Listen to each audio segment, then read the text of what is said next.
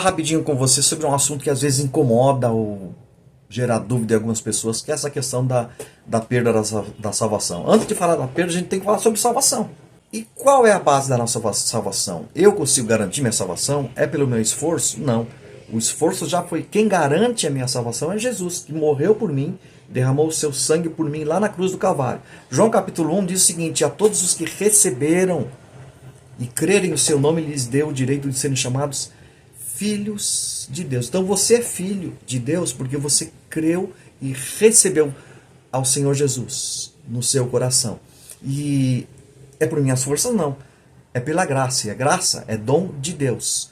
E Efésios capítulo 2 diz, olha, pois todos são salvos, todos vocês são salvos pela graça. Isso não vem de vós, não vem de vocês, mas é dom de Deus. Isso para que ninguém se glorie. Romanos capítulo 10, anotei até algumas coisas que eu acho que são muito interessantes frisar para vocês. Diz o seguinte, ó, se você confessar com a sua boca e crer em seu coração que Deus o ressuscitou Jesus dentre os mortos, será salvo. Porque com o coração se crê para a justiça e com a boca se confessa para a salvação.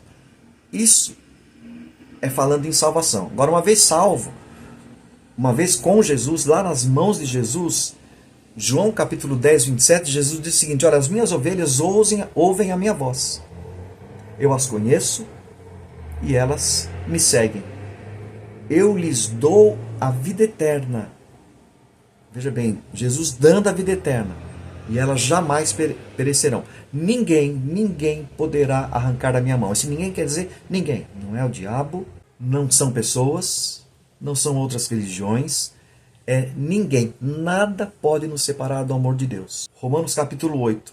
Estou convencido, Paulo dizendo, estou convencido de que nem a morte, nem a vida, nem anjos, nem demônios, nem presente, nem futuro, nem quaisquer outros poderes, nem altura, nem profundidade, nem qualquer outra coisa na criação será capaz de nos separar do amor de Deus que há em Cristo Jesus. Nada pode nos separar do amor de Deus.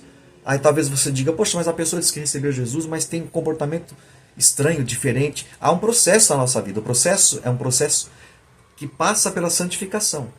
Primeiro você reconhece Jesus como seu Senhor e Salvador, você é regenerado, nessa hora você vira uma nova criatura em Deus, você é justificado por Cristo lá na cruz, você é santificado, há um processo de santificação, depois glorificado, e aí vai ver o Pai, vai ver Jesus Cristo nas nuvens, ou depois que morrer você vai encontrar pessoalmente a Jesus Cristo. Então há um processo e você começa a conhecer pelos frutos. Agora você diz o seguinte, não, mas aquela pessoa falou que era salva e depois ela saiu da igreja, está fora, não quer mais saber. 1 João capítulo 2 diz o seguinte, eles saíram do nosso meio, mas na realidade não eram dos nossos.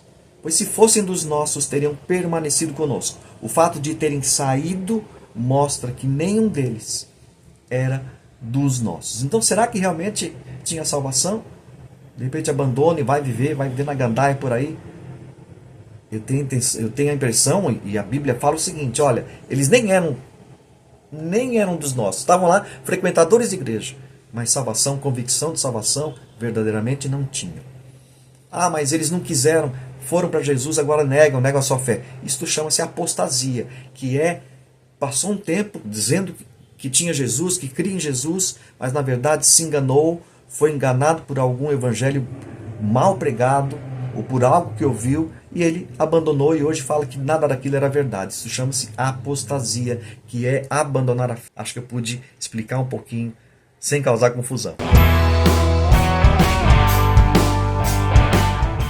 Sobre chamado específico, ou para ser missionário, para ser pastor, ou para trabalhar em algum lugar na obra de Deus.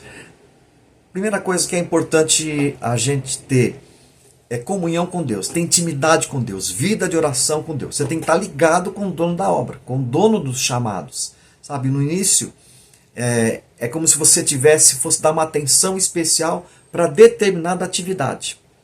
Sabe, servir a Deus é quando você gosta mais de servir a Deus, ou na música, gosta mais de servir a Deus na pregação da palavra, gosta de evangelizar. Então começa com algo que é importante para você, com um sentimento que para você é importante. Eu anotei algumas coisas aqui que eu acho legal. É uma convicção que você tem no íntimo, sabe? E isso, à medida que você vai tendo uma convicção no seu íntimo de algo que você gosta muito, que você começa a fazer bem, Deus vai capacitando você a desenvolver aquilo que na sua vida você considera importante e começa a se desenvolver. É como se fosse, por exemplo, alguém que tem na vida profissional, a pessoa que gosta de humanas, já começa a gostar de uma área. Dentro de humanas, ela vê que ela vai ser um bom advogado, então ela começa a se interessar na parte do direito.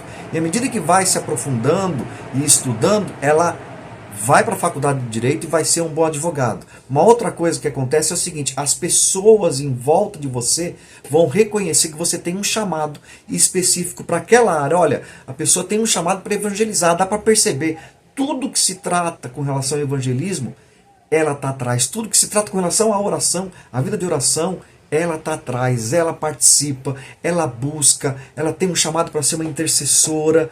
Então, nós precisamos observar uma série de coisas para chegar à conclusão: olha, esse é o meu chamado. E uma das maiores coisas são os frutos. Que frutos você está dando com relação àquilo que é o seu chamado? Então eu entendo que posso ter esclarecido algumas dúvidas com relação a essa parte de chamado pessoal para trabalhar na obra de Deus.